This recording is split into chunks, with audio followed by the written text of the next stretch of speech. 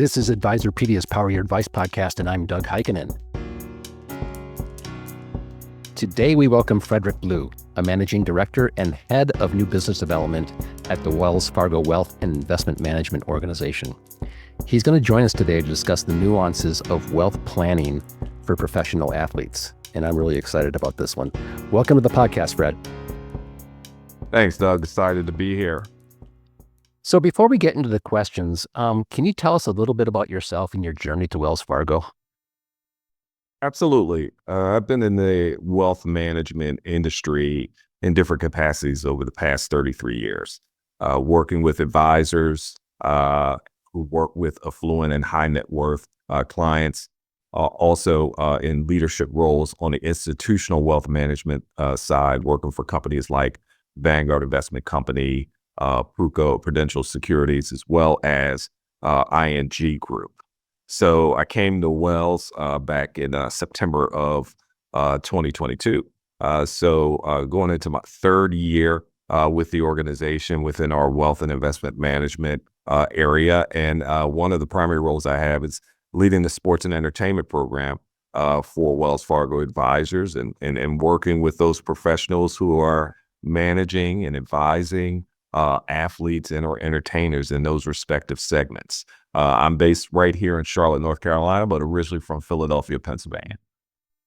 Every kid wants to be a pro athlete, and very, very few get the chance to become one. And then when they get there, they have a career that only lasts a few years. So in your experience, what are the biggest pitfalls athletes face if they don't plan ahead? Some of those pitfalls are both financial and non-financial. So I'll start with the latter first, Doug. When athletes don't transition well, or they're not intentional about mapping out a plan for what they're going to do after their playing days, that's when they run into problems.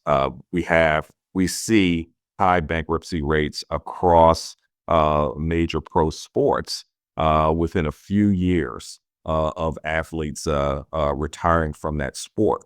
So transition planning and being intentional about that, whether it's identifying opportunities that meet your interest, whether it's going into coaching, whether it's going into transitioning into the media like we see some athletes do today, or it is expanding your business interests and expanding that portfolio. So we see athletes transition better when they have an intentional plan. They only have so much time to maximize their earnings over a relatively short period of time. So you see on average across the major sports leagues, the average career tenure is less than 5 years. So some of the financial pitfalls is not having a team of experts around you that can advise you in your wealth management. Some athletes are susceptible to receiving advice from family and friends, and that's not necessarily the best strategy. Also, not keeping an eye on their finances, as well as some of the things that they need to do during their career journey. For example, either avoiding or filing taxes late. Yeah, that can result in some severe penalties and interest that would accrue over time. So those are some of the common pitfalls that we see within professional sports. I know all the leagues have programs when athletes are coming into the league to help them think about their finances. So what steps do you recommend they take early on to avoid this fate of struggling after they retire? Yeah, that's a great question. I think as you alluded to, each one of the sports leagues, I think, do a pretty effective job on the onboarding front with orientation sessions that are led by their management team and their directors of player development. Athletes really need to take advantage of those resources because they're going to cover a myriad of interests, right? And one of them being, financial, offering such things as financial education sessions for them to learn about some of the basic strategies associated with managing your finances, also introducing them to business planning, and how, if you are interested in starting a business and evolving a business, they have many resources for athletes, once again, to take advantage of and to increase their awareness about these opportunities. Not to mention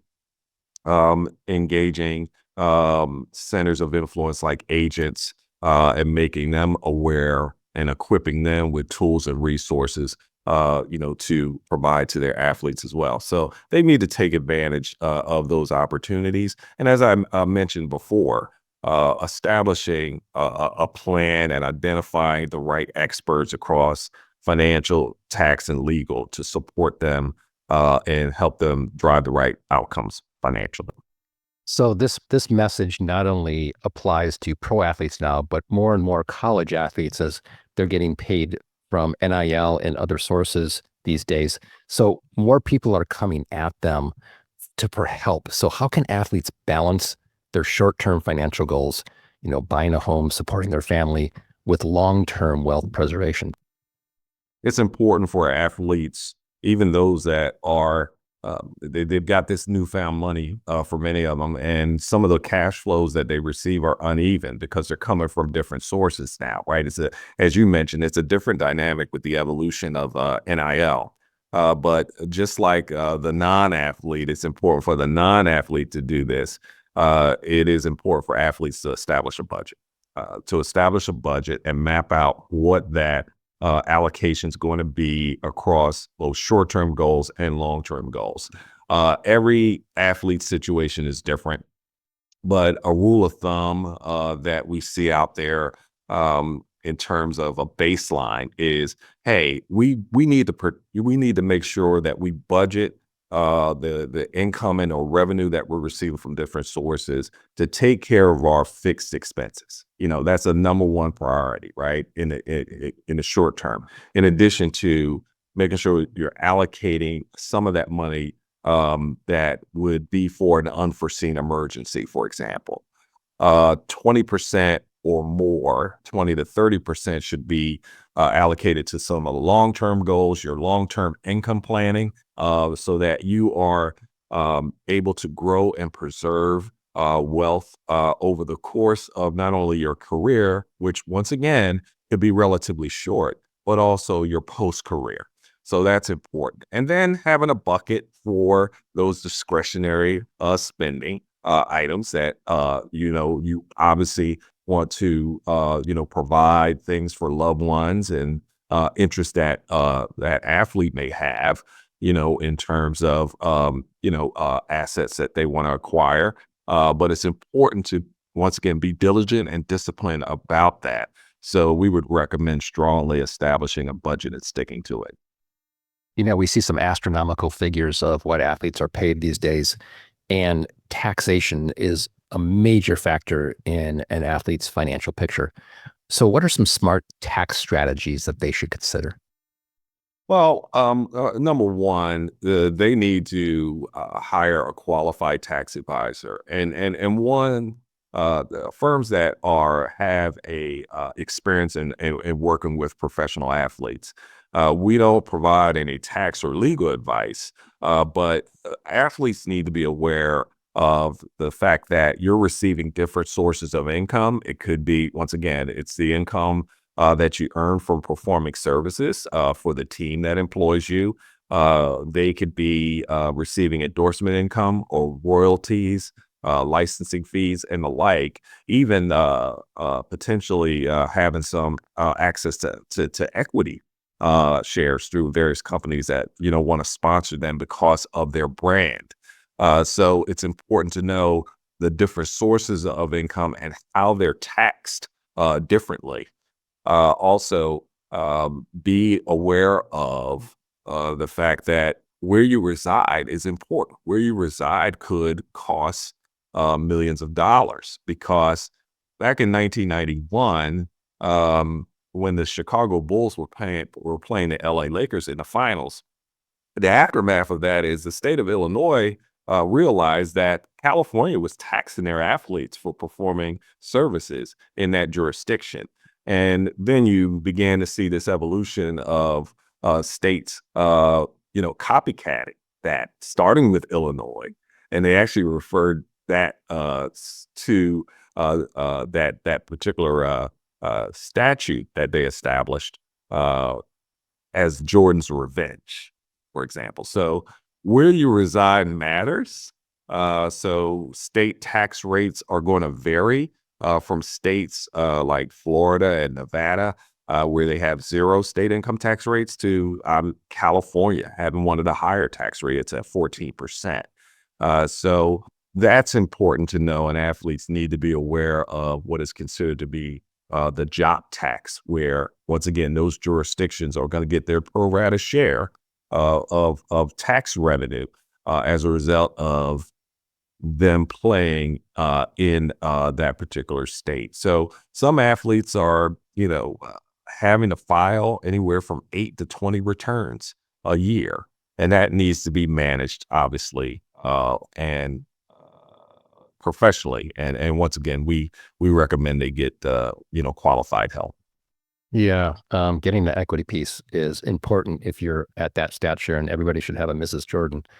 Um, Many athletes don't realize you just mentioned having the right financial team. What roles should key advisors such as tax professionals, legal counsel, financial planners play in their strategy? Because as you mentioned, it's really complex. It is complex, and it gets more complex as they venture into to business interests. So, it's important for the financial, tax, and legal experts to work together and take a prudent approach in terms of how they're advising these athletes to drive the best outcome. And each one of them have to understand what those goals and objectives are, and obviously increase that athletes' awareness of different options that they may have. For example, some tax advisors will uh, help make sure that they understand the deductions that are available to them. There was legislation back in the fall of 2017 which limited or eliminated some of those deductions. I think it was the Tax and Jobs Act of 2017, and that's scheduled to sunset next year. But there are other alternatives that advisors may recommend to these professional athletes, different types of business structures like LLCs or S corporations, where that income could be passed through to the individual tax return, and avoid S corporations really avoid double taxation. To the business owner, and avoid big tax at a corporate and also at an individual rate. So it's a pass through. But these are the types of structures that you commonly see, but everybody's situation is different. And once again, those advisors, legal, financial, and tax, need to be on the same page to best help that athlete. Insurance and asset protection are critical, especially in a career where injuries can end everything overnight. So, what types of insurance should pro athletes consider? Yeah, well, the common insurances that will help mitigate risk, right? It's very important, whether you're an athlete or non-athlete. Many of these players, play in different states than they reside in. That something that we alluded to earlier. So they have some property assets that go months where obviously they're not around it due to other responsibilities that they have in playing for the team, that employs them. So subject to, risk of peril, the risk of nature, the risk, societal risk. We hear periodically of athletes' homes being broken into. So having the right, property insurance, and making sure that liability coverage is in place for those assets is extremely important. Related to the playing career, these athletes, they're their own CEO, they're their own brand. So they've got to protect that brand, right? Risk of injury, serious injury, is always something that they need to be aware of. So it's not uncommon for athletes to have, contract insurance or personal injury insurance that mitigates the risk of, hey, loss of income, due to a career-ending injury. many of these contracts though are guaranteed as well, and also guarantee, certain aspects of that income for injury purposes. But having that added protection is important from an insurance standpoint. Endorsements and sponsorships can be really lucrative. I mean, we have Cooper Flag signing with New Balance. He plays at Duke, which is a Nike school, and he can't even wear their shoes. So they also bring financial complexities. So we touched on this, but how should athletes structure these deals to maximize long-term benefits? Number one, once again, we'll reinforce the need to work with a qualified tax advisor. But some of these endorsements can be potentially structured, to uh, pay out the cash flow over a number of years versus all in one year, right? So that helps spread out the tax liability associated with receiving that revenue. They need to understand what those sources of income, represent from a tax perspective. Many of the um, endorsements that one receives, whether they're a college athlete or a pro athlete, that could represent 1099 income, right? So independent contractor income, there might be some self-employment taxes that are associated with that. Once again, some companies, some sponsors are offering, high school and college athletes equity shares. Well, nothing in life is free, and there's could be some potential tax liability there, if those shares are exercised, and gains may come into play, capital gains may come into play in addition to, ordinary income as well. So it's important for them once to be aware of the tax implications of each one of these sources of income. But if you can spread out the cash flow over a series of years, that helps.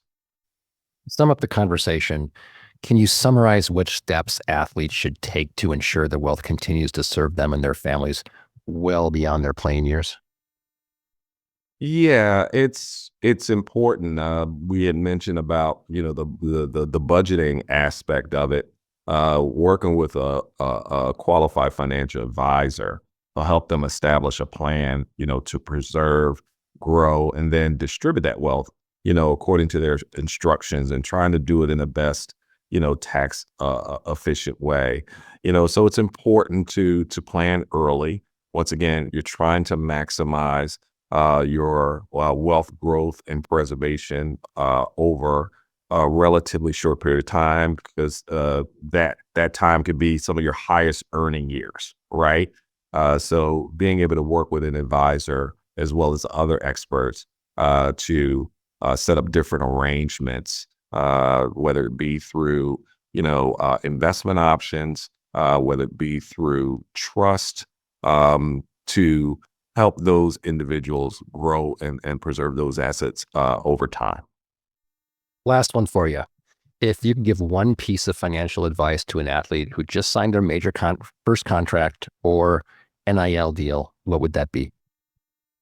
Yeah, I would say number one, leverage those resources that are available uh, through the team that you're playing for, if you're a pro athlete, or through the college institution that you play for as a college athlete. Many of these colleges and universities, especially the larger ones, are starting to set up an infrastructure that kind of mimics, a pro personnel department. You look at what's happening with UNC and hiring Bill Belichick. Well, he hired a long term friend and colleague in Mike Lombardi.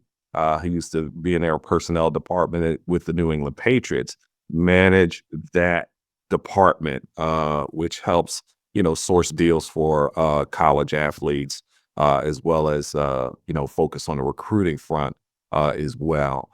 So it's important, number one, for them to really be aware of what their options are, take advantage of the resources that are available through those institutions that are going to help support them, because they want to see them succeed, right? They want to see them be able to manage that newfound wealth well. So that's important, as well as, I would say, budget. Stick to a budget, be disciplined about it. make sure you got the right people around you to help you manage your portfolio and protect your brand. Because also what you say and do can damage your brand, and it can damage potential opportunities for you for more income and revenue stream as well. So that's extremely important for the athletes to be disciplined about. Brad, this was interesting, informative, and really fun for me. So thank you so much for joining us. Had a fantastic time. You're a great host, and thanks for having me today. To learn more about Wells Fargo Advisors, please visit wellsfargoadvisors.com. Please follow us for timely updates on X, LinkedIn, and Facebook, all at Advisorpedia. For everyone at Advisorpedia, our producer Tori Miller, and the Power Your Advice podcast team, this is Doug Heikkinen.